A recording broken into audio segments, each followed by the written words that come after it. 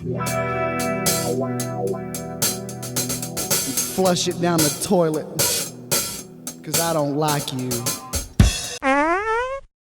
My face looks like a glazed donut. Welcome to the Glazed Donut. Tonight's episode, we're going to talk about a stack of remasters that I have been accumulating here recently. But I need to say, first of all, that this is all brought to you by Heavy's Headphones. The greatest headphones I have ever owned. Thank you, Heavy's, again, for the continued education of things I thought I knew about music, but turns out I didn't. And I have Heavy's to thank for that. I love these things. So, this is my birthday month. This is actually my birthday weekend.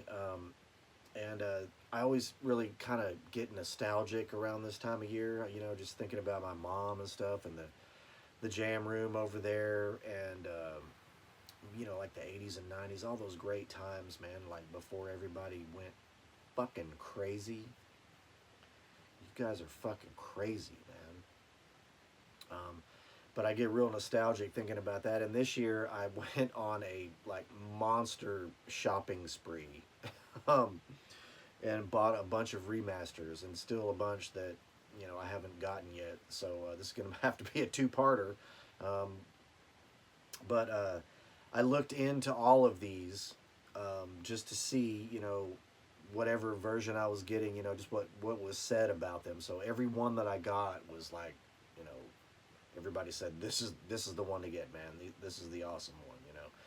And because of the Aussie shenanigans, the Aussie remasters, like I've talked about it before with the Blizzard of Oz and Diary of a Madman, with replaced drums and bass, and I forgot that both Bob Daisley and Lee Kerslake were replaced on both of those albums, man.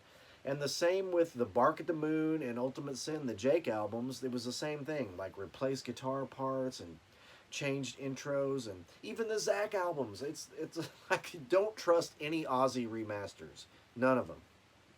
But the ones that I got, I read about them just to see, you know, what the deal was. So I made the best choice that I could make. So, cheers and happy birthday to me, and let's dive right in, shall we? The first one I'd like to discuss here is Fleetwood Mac Rumors.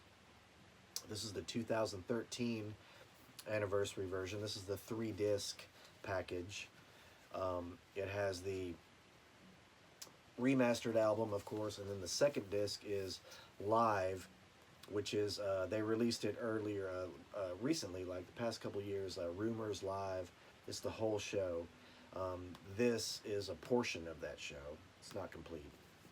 And then the third disc is the shit that I love the most, the studio outtakes and different versions and instrumental versions and all. I love that shit. But the remaster is absolutely incredible, man. And this album, it was already recorded perfectly. I mean, it was the perfect sounding album. But just imagine it with like more low end and more dynamic range, more space, and that's what this is. It's absolutely amazing. I mean, it sounds great cranked through the system, and in the heavies, it's indescribable. And this is coming from someone, look, I will still tell you that Tusk is a better album than this. But this is a perfect album. We all know that. And it sounds beautiful. So I recommend this, man. The 2013 anniversary, whatever it is, the 35th, 25th, 50th, I don't know, whatever anniversary edition of this. Pick this up, man, if you like this album. It's amazing. Okay, moving on. Let's see, next... Okay, next in the stack, we've got, okay, I bought one for me, and I bought one for Gina. And it's the Def Leppard Pyromania and Hysteria. Now, before I talk about those, I do have other visual aids. I need to state for the record that my allegiance to Def Leppard begins and ends right here. A little bit of On Through the Night, but basically, this is the Def Leppard that I love. I love the Steve Clark driven Def Leppard. Okay. Um, Having said that, so here we go. Pyromania and Hysteria. Pyromania, this is the 40th anniversary edition, and Hysteria is the deluxe edition. I don't know what year this was. 2017. Okay, so this is an earlier remaster, but Pyromania rocks, man. And I haven't listened to this, and I couldn't tell you how long, man. But when I did, I realized that, you know, I now know why I loved this so much when I was a kid, man. This, I wore the vinyl. This is the vinyl. This is my vinyl from the 80s. That I wore this out, man. And this album rocks, dude. I mean, make no mistake about it. It rocks. Rock, Rock Till You Drop. I mean, that could easily be on AC/DC's Back in Black, man. But this is clearly Steve Clark is the driving force of Def Leppard. Now this one, okay, look, I'm just going to be honest here. I didn't like this when it came out, and I still don't like it. I've never liked Hysteria.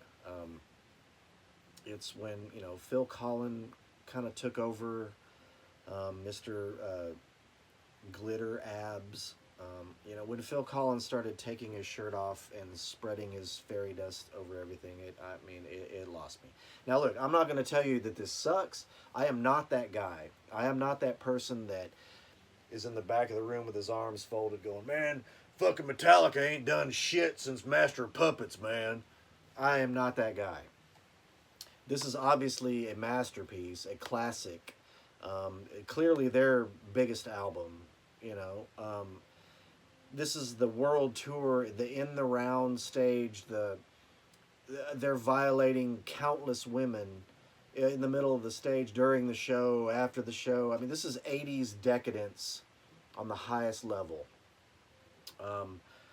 But I just, you know, I never liked it. And I mean, look, it's a chick album, okay? And I don't mean that derogatory or anything like that. This is a album for women. I mean, the first freaking song on the album is women. They're basically telling you from the beginning, this is what this is about. As was so much rock and roll in the 80s was geared towards women. And like Mickey Mouse on South Park says, it makes little girls' jinies tingle. Nothing, I mean nothing, makes little girls' jinies tingle like this. Nothing. You ask any rock and roll 80s girl. Ask them.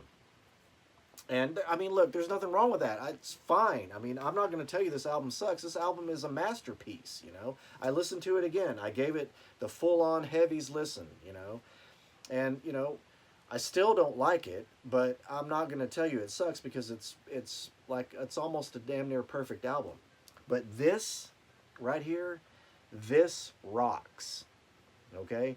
Steve Clark had, I mean, obviously, clearly taken a more backseat role on this album. This was the Phil Collins, you know, took off his shirt, you know, era. Glitter Abs. I mean, it's got its moments, but I mean, it's nothing like that. Nothing. I mean, you listen to I challenge you, listen to them both back to back, Pyromania and Hysteria, and you tell me which one rocks, okay? And you got to be honest about it. But anyway, I'm not here to rag Def Leppard, man. I'm just saying the Pyromania remaster is so awesome because I never had that on CD. All I had was this vinyl. This is all I've ever had of Pyromania, and I've listened to this to death. And the remaster is so full and kick-ass, man, and it's so worth it, man. Pick it up. And the second disc has, you know, again, that studio outtake shit that I love, and it's a perfect edition. This, I mean, if you like this album, this is awesome. This is the 3-disc version. This one has the double disc live, the In the Round, you know, tour I was talking about. Yeah, that's on here. But, you know, look, I never liked it, man. I like the Steve Clark Def Leppard, and you know, maybe that's a little short-sighted of me, but I can't help it. I tried. Okay, so anyway, sorry about that. Didn't mean to like ramble on about Def Leppard. The next one I see right here, Black Sabbath, Master of Reality. Now I posted somewhere earlier about you know, Master of Reality or Sabotage. Those are my favorites. You know, like it always comes back to those two for me. Nothing against any of the other ones; they're all amazing. But this is the Master of Reality, 2009 remaster, and this is the one that everybody was saying this is the one that really captures it perfectly. Um, and I got to agree. And you know, as of now, as of listening to this a few times, I'm gonna have to sway the needle over to Master of Reality. I think I'm just gonna go on record right now and say Master of Reality is my favorite Black Sabbath record. I mean, hands down. Nothing against Sabotage or any of the others, um, but for me, I think I finally settled the argument within myself that this is my favorite Black Sabbath, and it does. I mean, everything they said about it, it's true, man. It's louder, it's bassier, it's boomier, um, and yeah, it definitely it definitely sounds better than the original. I mean, Solitude, I love that fucking song, Solitude. I love it. But I'm giving this you know, full thumbs up, man. This is everything that they say it is, and I love it. And the second disc again is that outtakes and studio stuff, man. So you can't go wrong with this, man. Can't. Okay, next, as we move on here, here's one for you. Triumph Thunder 7. I love this freaking album, man. That's why I got the remaster. This is the Millennium edition. I'm not sure exactly what year this is. I couldn't find it in here, but it was I think they did all the albums remastered, but Thunder 7 was one I really wanted because I love this album, and it's always, you know, the original CD is so low volume, and I always wanted something that was a lot louder, you know, and this is, man, dude, this album is killer. If you don't know Thunder 7, man, you know, if you like Triumph and you don't know this album, you need to get this one, buddy. It's killer, man, and it sounds good. It really does, man. It's louder. It's definitely bassier, you know, and it just kicks ass. I mean, the songs on here. I mean, every song. This is a perfect album, man. Every single song on here is freaking amazing. Every one of them, man. This is classic Triumph, dude. I saw this tour at Reunion Arena, man. This was freaking killer, dude. And this was well worth it, man. I was just kind of rolling the dice on this one, thinking, man, I mean, I hope it sounds good, but this, it really does, man. So, Thunder 7, thumbs up for me, dude. Absolutely. Whew, man, this is a lot, dude. The next one, Annihilator, Alice in Hell. This album should have been much bigger than it was, I think, man. This is a freaking classic 80s thrash album. Jeff Waters is the man, dude. I mean, he's one of those dudes that I just love listening to. He's so precise and sarcastic and cocky with the things that he plays, man. And this album is an absolute classic. And the sound of it, which is what I was, you know, hoping was improved, is so great, man. It's so much louder. The guitars are so loud, man. And you can hear everything just perfectly, man. And in the there's bonus tracks, man. There's demos, so you can listen even further to how kick-ass Jeff Waters is, man. And the way, you know, how these songs came into play and stuff. I mean, Schizos Are Never Alone in itself qualifies this as a masterpiece. Masterpiece of 80s thrash. If you love this album like I do, man, get the remaster, dude. This is like, what is this one? This is the 1998. That's what they remastered the Annihilator stuff in 1998. So this is worth it, man. So if you like this album, pick it up, man. It's totally worth it. And so now I got one more for tonight. This is the main event, the headliner. But oh, hang on, wait. I've got an honorable mention.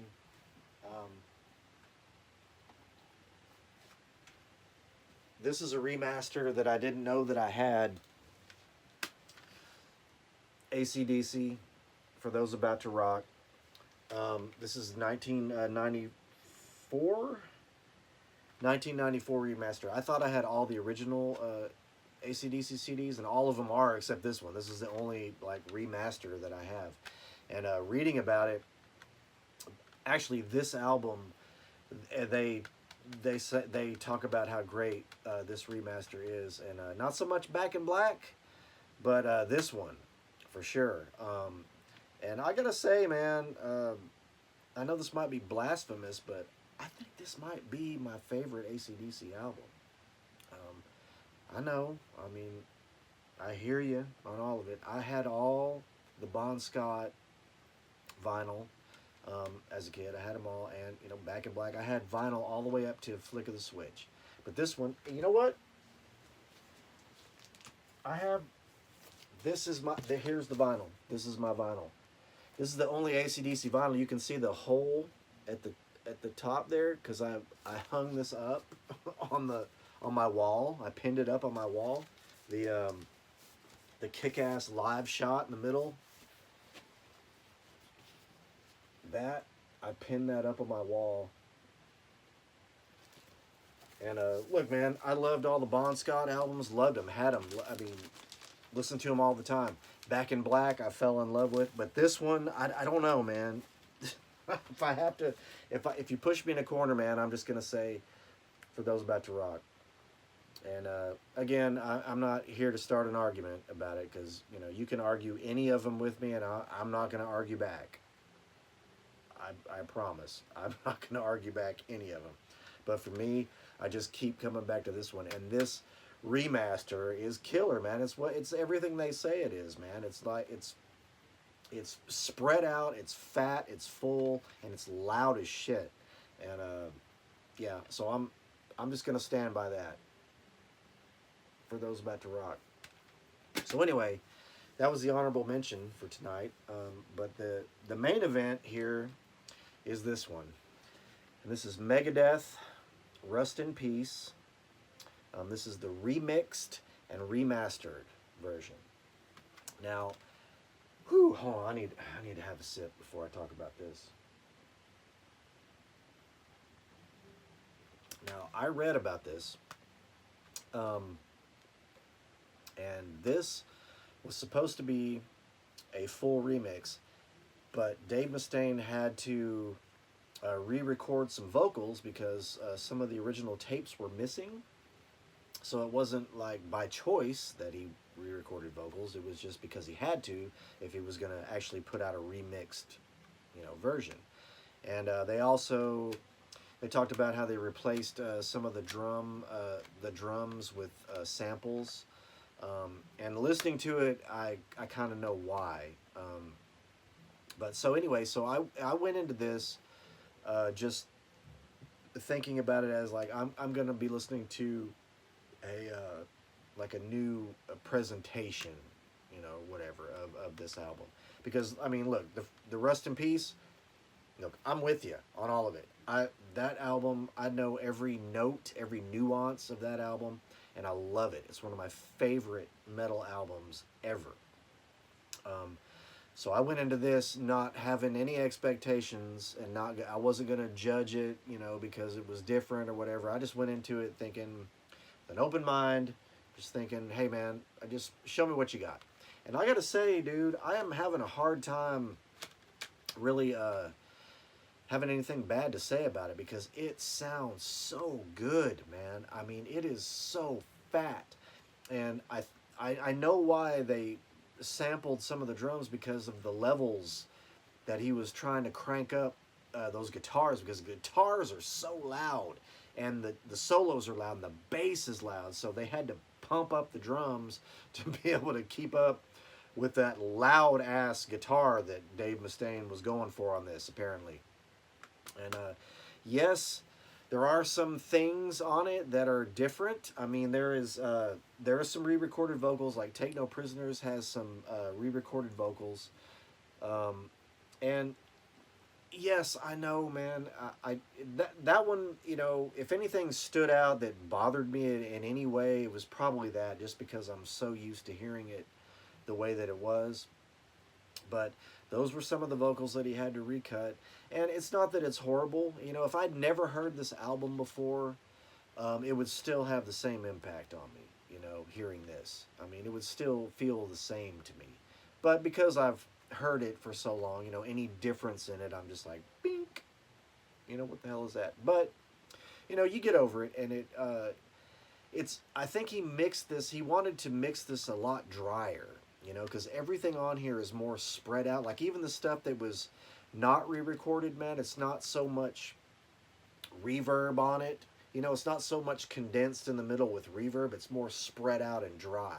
Like the gang vocals and the guitars and the leads, they're not so saturated. Everything is really dry and spread out, because I think that's, you know, it'd been a lot different, you know, recording techniques, you know, from 1990 to 2000 and 2004. 2004 is when this one came out. So it does sound different, but it sounds really, really, really good, man. It's really loud and really fat and full and bassy. And, you know, if you go into it with an open mind and think about it as something slightly different, man, I think you'll really dig it. And another thing was, you know, when I was looking into this, there was talk of there's another remaster, like a 2018 remaster, that was only digital, and it was the original master. It wasn't anything tricked up. It wasn't anything new. It was just like an actual remaster of the original, and you can't find it anywhere. There's a site that has it up, but I can't. It's like it's illegal for me to download it or even listen to it in this country, so I couldn't get it. So maybe someday I can get a hold of that one. I'd really love to hear that, but not having that, it's really something I think you should check out if you love this album, because it really has a different sound and a lot more full kick-ass sound to it. Even though there's things to it, you know, there's things you got to kind of get used to, but I'm giving it a thumbs up, man. I love it. I think it's incredible.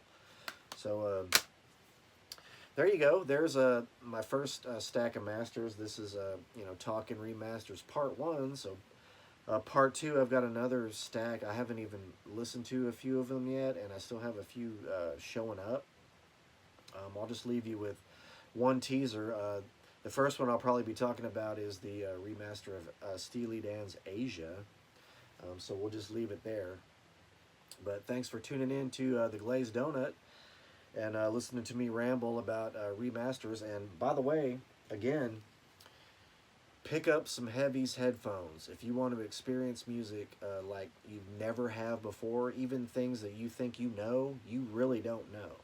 So pick up some Heavy's headphones. I'm urging you, pick up some Heavy's headphones, and you tell me, dude. You tell me if I'm crazy. So peace out, and thank you for joining us. This has been the Glazed Donut and Oktoberfest, which comes out in my birthday month, August, for some reason. But here we are, Oktoberfest. My face looks like a glazed donut.